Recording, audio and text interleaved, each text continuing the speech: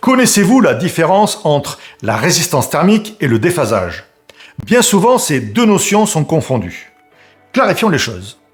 Pour cela, nous utiliserons une analogie simple, avec des bassins d'eau en cascade. Nous allons découvrir ensemble comment ces deux notions fonctionnent et pourquoi elles sont cruciales pour le confort dans notre logement. Imaginez une série de bassins d'eau disposés en cascade comme ceci.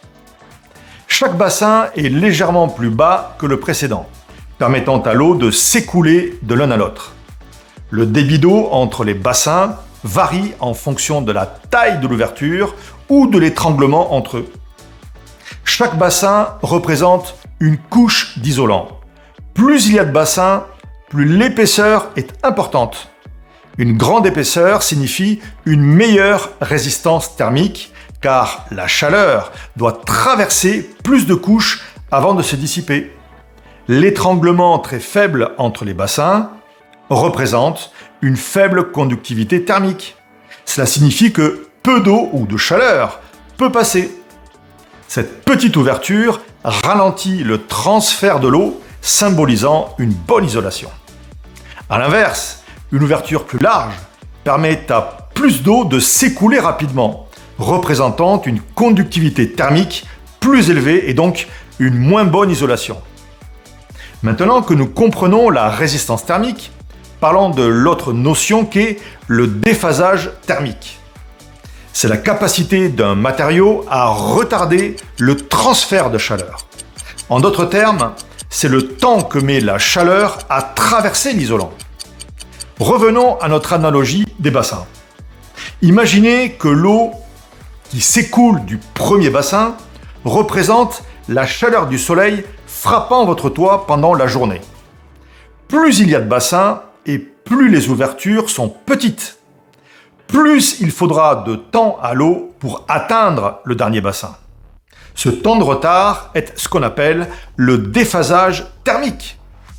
Dans une maison bien isolée, un bon déphasage thermique signifie que la chaleur extérieure met plus de temps à pénétrer à l'intérieur, ce qui vous garde au frais en été. Par exemple, si l'eau met 10 heures pour traverser tous les bassins, cela correspond à un déphasage de 10 heures. Comme dans notre exemple, l'eau représente la chaleur, si cette chaleur commence à frapper notre toiture à partir de 10 heures le matin, elle n'atteindra l'intérieur de notre maison qu'à partir de 20 heures, lorsque les températures extérieures commencent à baisser. Mais parfois, par temps de canicule, cette chaleur persiste en extérieur. C'est pourquoi il peut être judicieux de la combiner avec un isolant capable d'agir sur le facteur solaire et l'émissivité, qui fera l'objet d'ailleurs d'une prochaine vidéo. En résumé, la résistance thermique et le déphasage thermique sont deux aspects complémentaires de l'isolation. La résistance thermique, représentée par l'épaisseur et la conductivité des matériaux, mesure combien de chaleur est bloquée. Le déphasage thermique, quant à lui, mesure combien de temps la chaleur met à traverser l'isolant. Comprendre ces deux notions vous aide à choisir les meilleurs matériaux pour garder votre maison confortable, quelle que soit la saison.